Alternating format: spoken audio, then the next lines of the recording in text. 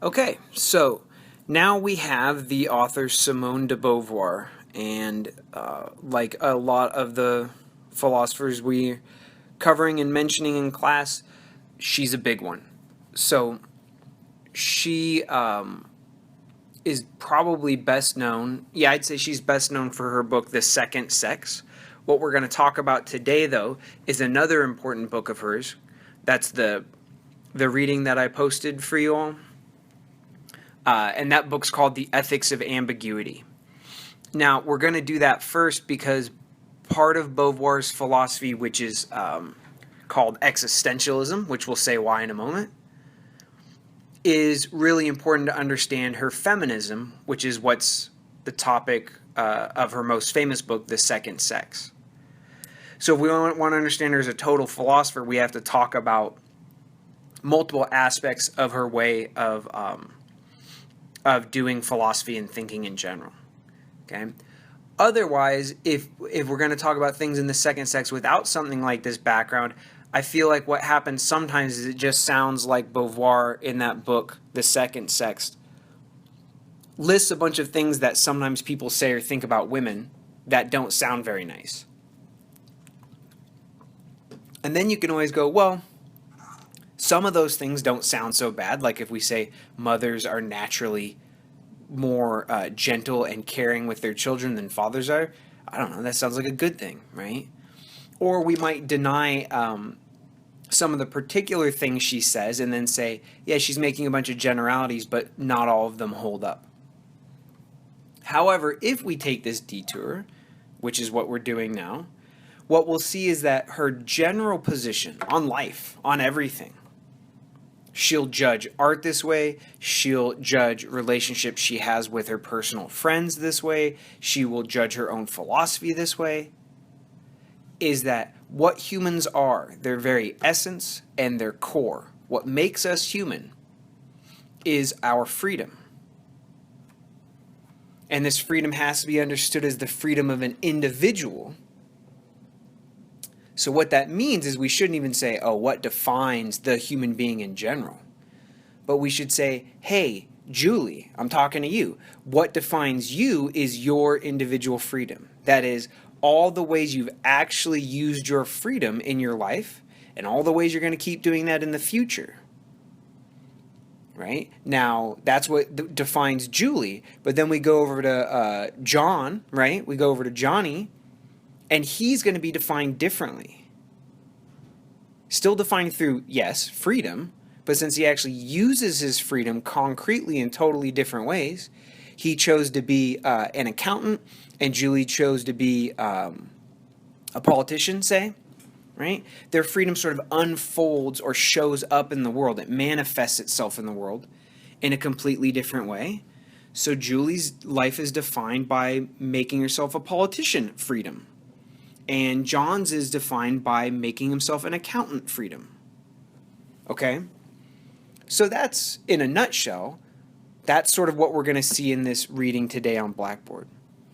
Once one goes into the second sex, they'll see that it's not just a list of things that people have said and continue to say about women, but that all of them are meant to be proof that, in general, in our society and in many societies, the things said about women aren't random, and they're not merely a description that's sort of neutral or disinterested. What they consistently do is they allow men, like Johnny, to actually be defined by the individual, various, powerful manifestations of their own personal choice. So we point to JFK and we talk about he's a great man because look at the things he did with his life. Okay, or we say, look at Bill Clinton. He rose up from poverty. Look at the grit and the determination and the fight in that guy, right? He's a fighter. And, the list goes on and on. And with women, of course, we do that too. Look at Martha Stewart. She built an empire out of nothing. Look at Oprah. She used to just be a newscaster, like a local newscaster. Okay? And she built, I think her company is one of the biggest in the world, if I'm not mistaken. She's something like the richest American woman, right? So she did that all out of herself. Okay, so Beauvoir acknowledges we do this for all human beings. But for men, that's all we do. We let Johnny be judged and valued solely on the basis of the things that Johnny did, and he gets credit and blame for those things as the agent or actor, the active agent behind those things in the world. With women, though, for their successes and their failures, we always acknowledge that they were a part of the freedom, or their freedom was a part of what led to those outcomes. But then we consistently, and these are all the examples that Beauvoir gives in her other works, we consistently point to things other than the woman's freedom as well. And basically that means the woman gets a little less credit for all of her successes. She also gets a little less blame for her failures. Okay? Now, while I would like less blame for my failures, let's be honest, I actually don't, I want full credit for when I succeed. And yeah, being an adult is about being responsible for your screw-ups as well, right?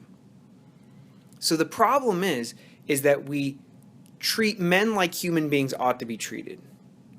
And that's the freedom, the good freedom that we're going to talk about in this reading that we've got here today in front of us, this ethics of ambiguity. What happens with women is we sort of treat them like that.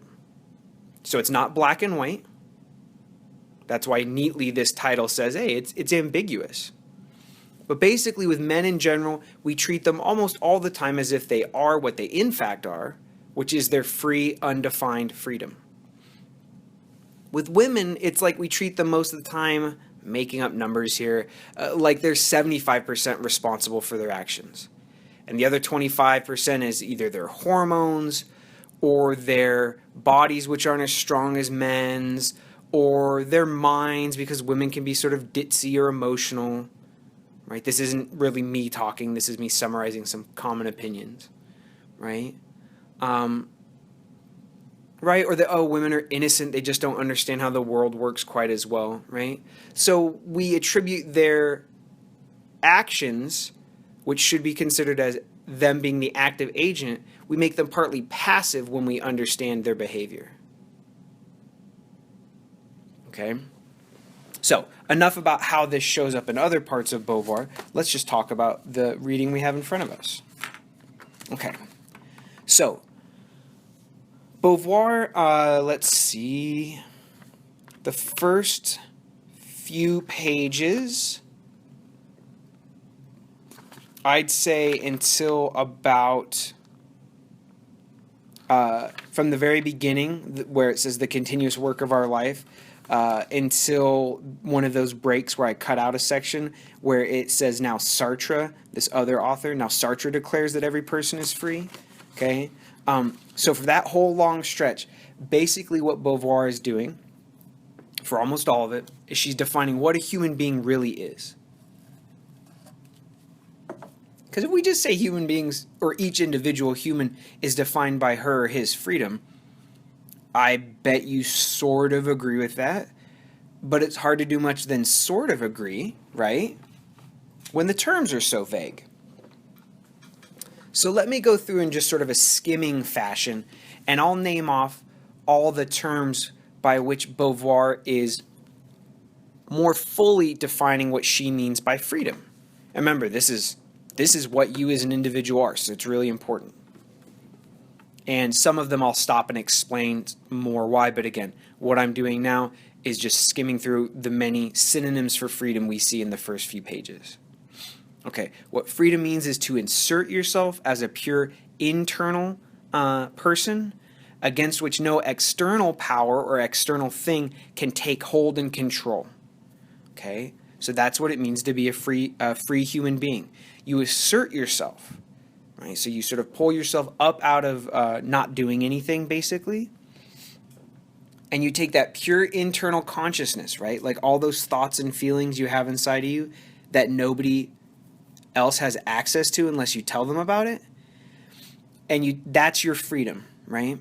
There's an internal you which is not reduced to or completely caused by anything else in the world. Right, so even if a tree falls and, it scares you, okay, the tree partly, the tree did something to you, right? But there's always some part of you inside that can choose to laugh at yourself for being scared because it wasn't that big of a tree. Or that can say, oh, I'm going to send a text to my friend about this. This is wild, right? None of those internal things can be explained by the tree all by itself. Do you know what I mean? Okay. And same thing, trees or rocks or cars, they don't have that kind of internal life, right? Okay. So part of what Beauvoir is saying here is that even though, yeah, you interact with things in the world, there's always part of you, this pure internality, that remains you, separate from the world and free from the world's effects. Okay. Later on, she says, the failure described in being and nothingness is definitive, but it's also ambiguous. Okay, and then she says here, human beings, she's quoting someone else, human beings are those who make themselves a lack of being in order that there might be being. Whoa, okay, what does that mean? In this reading, when you see lack of being or existence or the term nothingness or nothing, they're all related terms. The point here is this, I sort of just made it in other terms, is that for Beauvoir, the world comes in two flavors. That's it. There's individual people, and then there's objects. And there's no in-between space. I jokingly say you either is or you ain't, right? You either is a human being or you ain't, and you're an object. Okay? And I think she would say you feel that in your guts, right? When you look at a human being, even if you hate them, even if they're speaking a language you don't understand, even if they're doing something you despise or don't get, you know instantly that they're a human and that there's some of that internal consciousness going on in their head, right? You just know, even if they don't speak, that they're thinking words in their head, right? And same thing as drunk or young or curious or creative as you've ever been. Did you really ever go up to an object and expect that it might have thoughts and feelings that it was trying to express to you? Did you ever say like, well, don't throw yourself down on the couch. Maybe it doesn't like that. Maybe it's going to tell us that one day. Probably not. Okay. Now, if you have actually talked to me, that'd be interesting. I'd be interested in hearing that. But she says, she gives good arguments for it elsewhere, that the world comes in two flavors, and you intuitively know, as soon as you see another human being, you get that they have an inside world in their head, just like you have an inside world in your head, and that's their own private little world, and that objects completely lack that world. So the point here is that objects are what is called being, so you are lack of being because you're so different from them. They are said to have an essence, so like a definition which defines the whole group, like rocks are all basically the same, oak trees are all basically the same, Porsche 911s are all basically the same, right? But you are not basically the same as your sister or your mom. You're each totally different. Okay? So objects have an essence or a definition. They're all the same within a kind, like a general category, like oak tree. Whereas human beings have existence. That is, you're defined by your actual existence, the detailed stuff that you're doing right now. So if you stand up right now and sit down, that counts. That's part of your life decision. It might be a petty choice you made, like Coke versus Diet Coke, but it's a choice that you made, which nobody else could have made for you, and so it's yours. You know what I mean? It remains yours forever. Now, trees never choose Coke or Diet Coke. They remain tied down, basically, by their essence. They just do whatever a being of their kind does. They blow in the breeze when the breeze goes. They release pollen when it reaches a certain temperature. Right? Being is caused by the world to act in a certain way. Nothingness, existence, that is individual humans, we act on the world instead of being caused to act by the world. Okay? So choice, I mean, choice is another huge part of this. I'm sure you can link choice and freedom pretty clearly, but what I want you to know is that for existentialists like Beauvoir, choice is two kinds. You choose something and you actually act on it, like you choose the Diet Coke and you reach for it. But it's also values that you give to things. So it's a choice that you make, whether you like something or don't like it. Okay, so that's also something that can be explained solely by the object. I know sometimes it doesn't feel like you choose to like something, and you want to say, no, I don't choose to like sports cars. That's just who I am, right? Okay, but think about it this way: if it wasn't a choice, or let's put it this way, if it didn't have something to do with the individual that you are, the individual who nobody else is, then we'd all like sports cars just the same as you did. So there's something individual about you, either a present choice that you made, or at least the sum total result of all the other choices you made earlier in your life, that led you to be the kind of person who likes sports cars. Anyhow, choice or freedom comes in two types is the point here. Choice and freedom, how we normally mean it, where you actually decide to do something. And something we might call more like values or judgments, deciding what's right or wrong. And she says, yeah, those are individual. They're down to the individual choice or person that you are. Okay.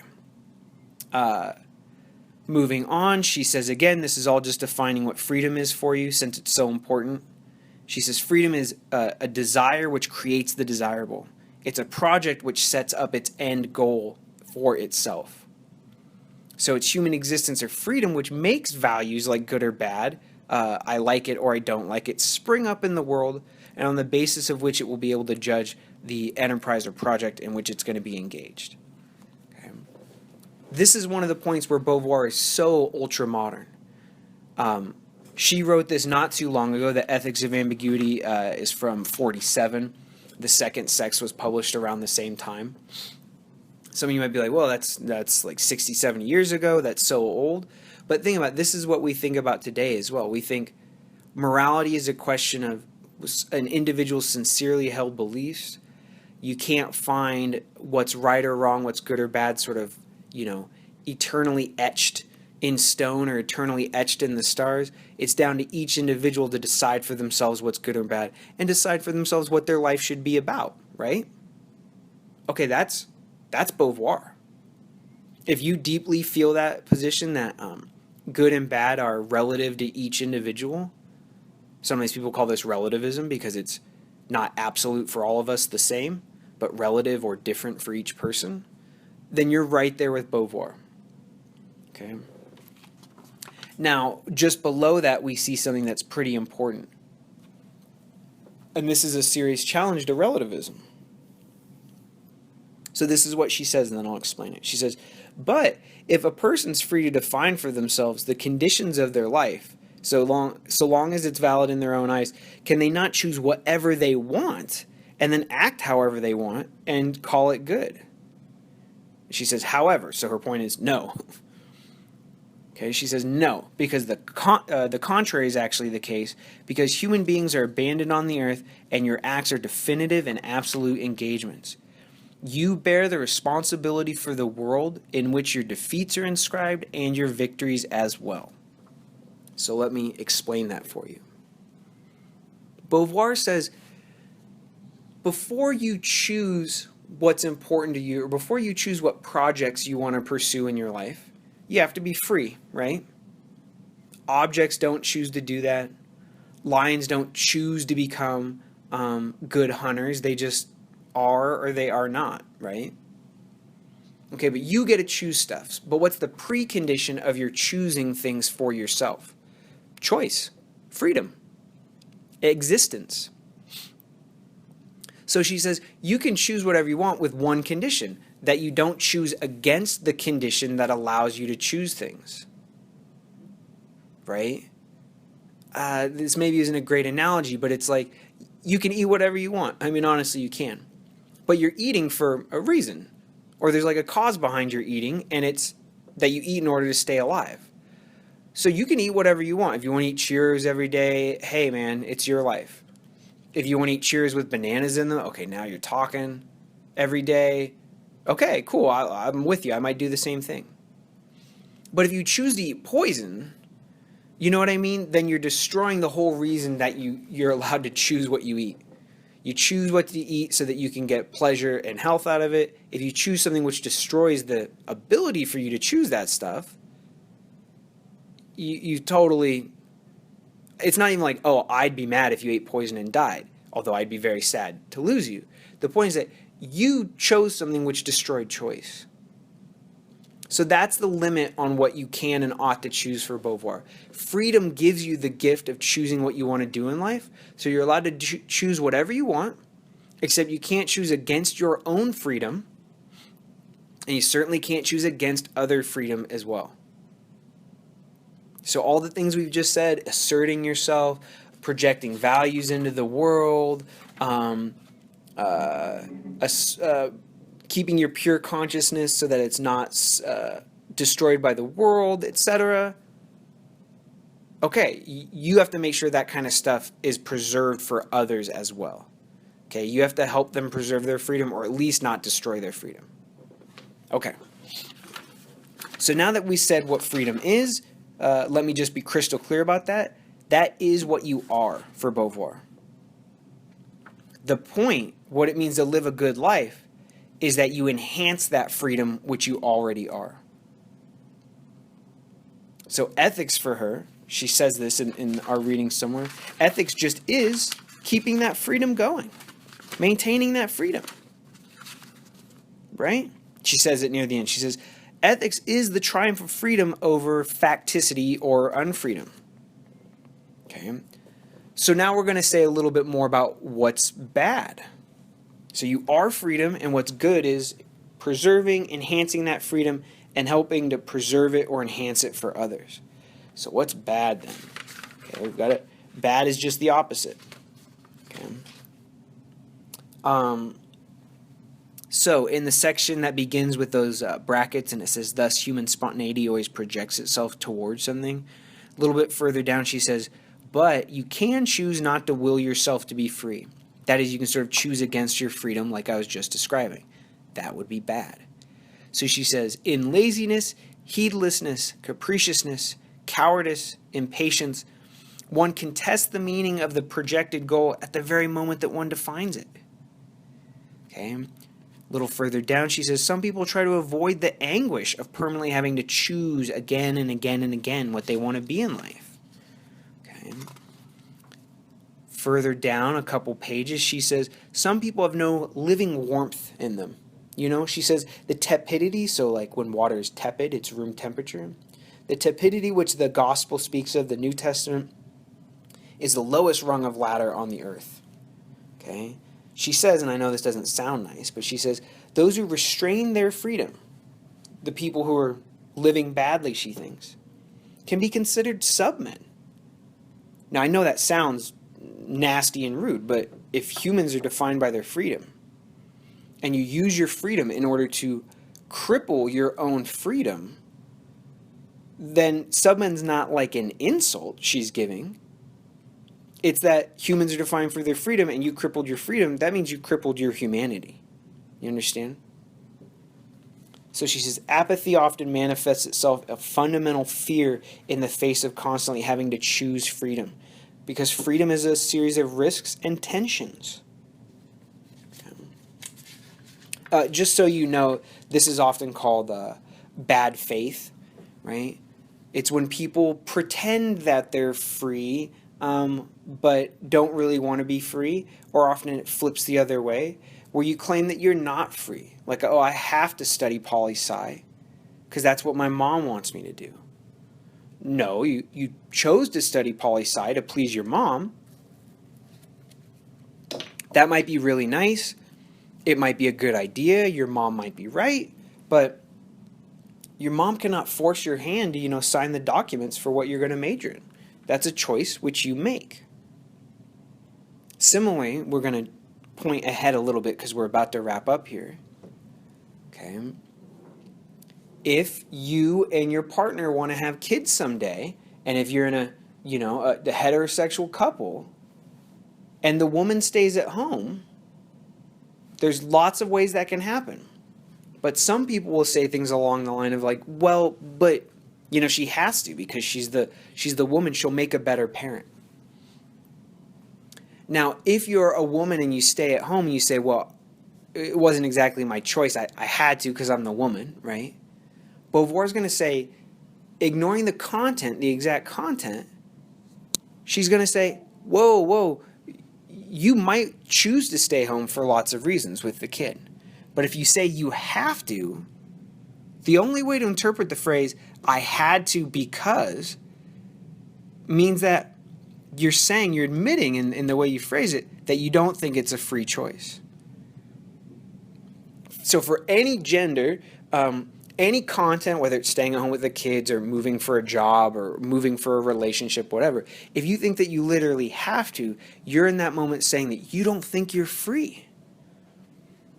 And Beauvoir would say, hey, it's your life, but at the moment you treat yourself or call yourself not free, I had to do it, you're saying that you're an object in that moment. First of all, it sucks to be an object. So why do you want to do that to yourself? That's the ethical point, right? She's basically saying you let yourself down when you pretend, she'd say, that you're an object because you always have some kind of choice.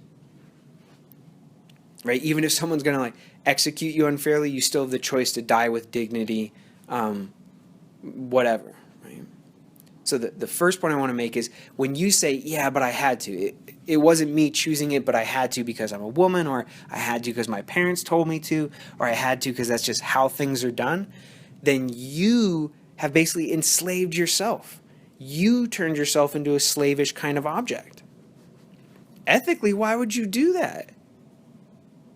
Also, if you do that to others, it's very, very bad. Like if you say, oh, that's what those people do because they're that kind of people, very, very bad. That's the ethical point. The metaphysical point is that it's actually impossible for you to be an object and to be what she calls a subject, a free human individual subject. Like I said, you either is or you ain't. You're either a human who's free at every moment, or you're not, right? You can't be like walking around, oh, I'm Joni, I'm Juan, and then all of a sudden say, oh, well, now I'm not. Now I'm this object being shoved around by biology or moms or whatever. You're either free to make choices or you're not. I think you're probably the kind of object that makes, or the non-object that makes choices. That's just where I and Beauvoir stand. Okay, so I know there's a lot of technical terminology in that.